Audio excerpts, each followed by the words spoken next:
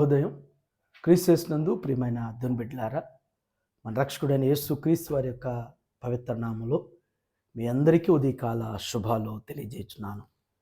November 25లో ఉదయకాల సమయంలో దేవుని యొక్క స్వరైనటువంటి కృపను దేవుడు మనందరికీ దయచేయటాన్ని బట్టి మరి దేవునికి మనం ఎంతగానో కృతజ్ఞతలు చెల్లించాల్సిన వారిగా ఉన్నాం. మరి ఈ దినం ఏర్పాటు చేయబడినటువంటి భాగాన్ని మనం జ్ఞాపకం చేసుకుందాం. మార్క్స్ వార్త 4వ అధ్యాయము 17వ వచనాన్ని చదువుకుందాం. అయితే వారిలో వేరు లేనందున కొంతకాలం వారు నిలుతురు గాని వాక్యము నిమిత్తం శ్రమైనను హింసైనను కలుగుగానే వారు అభ్యంతరపడుదురు. దేవుని బిడ్డలారా, ఉదయకాల సమయంలో దేవుడు 3 శ్రేష్టమైనటువంటి తలంపుల ద్వారా ఈ ఉదయం మనతో మాట్లాడుతున్నారు. ఈ వచనంలో 3 తలంపుల్లో మొదటి తలంపు ఏంటంటే వారిలో వేరు లేనందున. దేవుని బిడ్డలారా, మనం గమనిస్తే వేరు లేనటువంటి చెట్టు ఉండకపోవచ్చు. అసలు వేరే లేకపోతే చెట్టు ఎలా వస్తుంది? ప్రతి చెట్టుకు కూడా ఖచ్చితంగా భూమిలోనికి మరి ఎంతో కొంత వేరైనటువంటిది రూట్ అనేటువంటిది ఖచ్చితంగా ఉంటుంది. రూట్ లేనటువంటి చెట్టు అనేటువంటిది ఉండటానికి అది అసాధ్యం, అసంభవం అనేటువంటి పరిస్థితులు ఉంటాయి. కొన్ని ఉంటాయి, అవి నేల మీద పైన అంటే అది గడ్డి, అది వేరుండదు, లోతుకు వెళ్ళదు కాబట్టి అది గడ్డిలాగా పైన వేళ్ళు అవి కూడా మరి భూమి మీద పైకి అల్లుకుపోయేటువంటి పరిస్థితి ఉంటుంది. కొన్ని ఉంటాయి నీటిలో నుంచి వచ్చేటటువంటి నీటిలో పైన ఉండేటువంటివి, వాటికి లోతైనటువంటి వేరైనటువంటి రూట్ అనేటువంటిది లేకుండా నీళ్లపైనే అల్లుకుపోయేటువంటి పరిస్థితి ఉంటుంది. భూమి మీద అల్లుకుపోయినటువంటి ఆ గడ్డైనా, నేల మీద ఉన్నటువంటి వేరు లేనటువంటి అవైనా సరే, అవి అలాంటి ఆకులైన చెట్లైనా సరే మరి ఖచ్చితంగా కొట్టుకుని పోతాయి, ఎండిపోయేటువంటిది.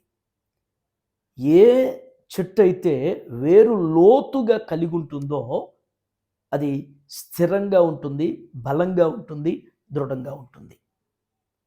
ఇక్కడ విశ్వాసి జీవితం కూడా వేరు అనేటువంటి దాంతో జ్ఞాపకం చేయబడుతుంది. వేరు లోతుగా పాతబడినటువంటి అంటే వేరు కలిగినటువంటి రీతిలో, అంటే వేరు పారినటువంటి ఆత్మీయ స్థితి అనేటువంటిది విశ్వాసికి ఉండాలని చెప్పేసి ప్రభువారు ఇక్కడ జ్ఞాపకం చేస్తున్నాడు. రెండవ తలంపు కొంతకాలము వారు నిలుతురు అనేటువంటి మాట. అంటే వేరు లేకుండా ఉండేటువంటి చెట్టు కొంతకాలమే ఉండిద్ది. అది గడ్డి ఎలాగ ఉంటుందో నేల మీద, నీటి మీద అల్లుకుపోయేటువంటి అది ఆ మొక్కలు ఎలా ఉంటుందో, ఆ ఆకులు ఎలా ఉంటాయో, వేరు లేనటువంటి వారు కూడా వారి భక్తి జీవితం అలాగే ఉంటుంది. కొంతకాలమే, ఏదో కనబడ్డట్టు కనబడతారు, వస్తున్నట్టుగా కనబడతారు, ఉంటున్నట్టుగా కనబడతారు, కానీ వారు ఉండేవారు కాదు, వారు నిలిచేవారు కాదు, వారు దేవునికి పనిచేసేటువంటి వారు, పనికొచ్చేటువంటి వారుగా మాత్రం వారి జీవితాలు ఉండేటువంటి రీతిలో ఉండవు. మూడవ తలంపు వాక్యం నిమిత్తము శ్రమైనను హింసైనను కలుగగా వారు అభ్యంతరపడుదురు అంటారు.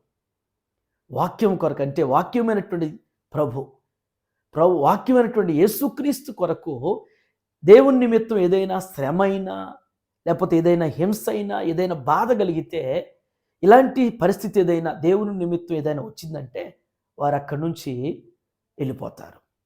మనకెందుకు వచ్చిన పని? లేనిపోయినటువంటిది.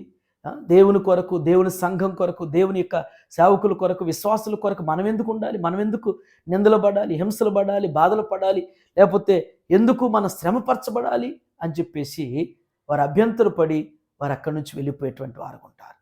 కారణం ఏంటంటే వారిలో లోతైనటువంటి వేరు లేకపోవటం, వారిలో ఆత్మీయత అనేటువంటి రీతి, ఆ స్థితి లేకపోవటం చేత సమస్య వచ్చినప్పుడు, శ్రమలు వచ్చినప్పుడు, బాధలు వచ్చినప్పుడు వారు పొట్టులాగా ఎగిరిపోతుంటారు. పొట్టులాగా ఎగిరిపోయేటువంటి స్థితి ఉంటుంది. ఇలాంటి వారిని ప్రభు అంగీకరించడం. ఈ విధమైనటువంటి భక్తి చేసేటువంటి భక్తి ఒక దినాన ప్రభు ఎదుట ఈ భక్తి నిలవబడదు, తీర్పులో ఏమాత్రం కూడా అది ఎన్నిక చేయబడదనేటువంటి సత్యాన్ని ఉదయకాల సమయంలో జ్ఞాపకం చేస్తున్నాడు దేవుడు. ఈ ఉదయం దేవుని బిడ్డ మన జీవితంలో లోతైన భక్తి చేస్తున్నామని చెప్తున్నటువంటి మనకి ఏ సంఘంలోనైనా ఏ సహవాసంలోనైనా వేరు పారినటువంటి స్థితి ఉన్నదా? లోతైనటువంటి వేరు కలిగినటువంటి స్థితి ఉన్నదా? లేక ఎక్కడ కూడా నాటబడినటువంటి స్థితిలో అక్కడక్కడికి ఇక్కడిక్కడికి అనేటువంటి రీతిలో ఎక్కడ లోతైనటువంటి వేరు పారినటువంటి స్థితిలో ఆచారంగా అలవాటుగా నామకార్థం అనేటువంటి భక్తి కలిగి ఉంటుందేమో అనేటువంటిది చిన్ని స్వపరీక్ష చేసుకుంటూ ఇప్పటికైనా మరి లోతైనటువంటి వేరు పారినటువంటి స్థితిలో మరి దేవుని కొరకు ఎలాంటి పరిస్థితి అయినా నిలబడదాం, దేవుని వాక్యం కొరకు సంఘం కొరకు అనేటువంటి ఆ తీర్మానంతో జీవించడం అనేటువంటిది భౌతికంగా ఆత్మీయంగా అది ఆశీర్వాదం. అటు రీతిగా దేవుడు మరి ఈ లేఖనాన్ని మన జీవితంలో ఈ కడవరి దినాలను స్థిరపరుస్తూ బలపరచునుగాక. ఆమేన్. ఈ దినం మన ప్రశ్న ఏంటంటే, ఈ ఉపమానం ఎవరిని ఉద్దేశించి చెప్పబడింది? ఈ ఉపమానం ఎవరిని ఉద్దేశించి చెప్పబడింది? మీరు రైట్ ఆన్సర్ని మన కామెంట్ బాక్స్లో టిఎల్సి యూట్యూబ్ ఛానల్ కామెంట్ బాక్స్లో పోస్ట్ చేసి మనం చేయించున్నాను.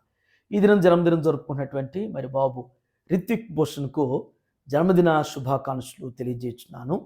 దేవుని వాక్యంలో జ్ఞాపకం చేసినట్లుగానే 65వ సంకీర్తన 11 వచ్చిన ప్రకారం సంవత్సరమును దయాకిరీటిని నీకు ధరింపజేసి నీ జాడల సారం వెదజలను జ్ఞాపకం చేసినట్లుగా మరి రిత్విక్ భూషణ్ను మరి తన యొక్క ఉద్యోగంలో తన యొక్క కెరీర్ అంతట్లో కూడా దేవుడు ఇంకెక్కువ ఉన్నతంగా ఆస్వాదిస్తూ అభివృద్ధిపరుస్తూ మరి వారి తల్లిదండ్రులని కుటుంబాన్ని దీవించునుగాక.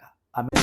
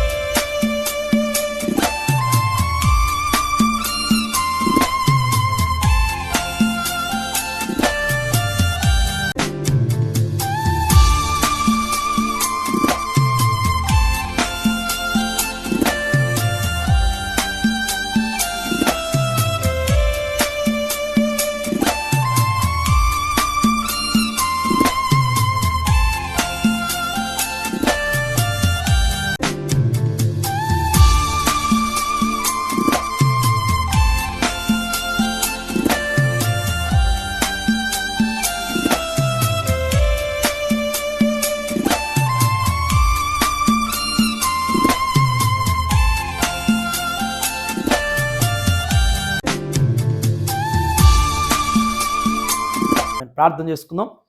ప్రేమ కలిగిన ఆయన, కృప కలిగిన తండ్రి, జీవం గల మా రక్షక మీకు వందనాలు. ఈ ఉదయం నాయన మరొక పర్యాయం మా ఆత్మీయ జీవితాన్ని తొంగి చూసుకోగలిగినటువంటి అవకాశాన్ని, అనుకూలతను ఈ సమయాన్ని మీరు మాకు దయచేసినందుకు వందనాలు చెల్లిస్తున్నాం.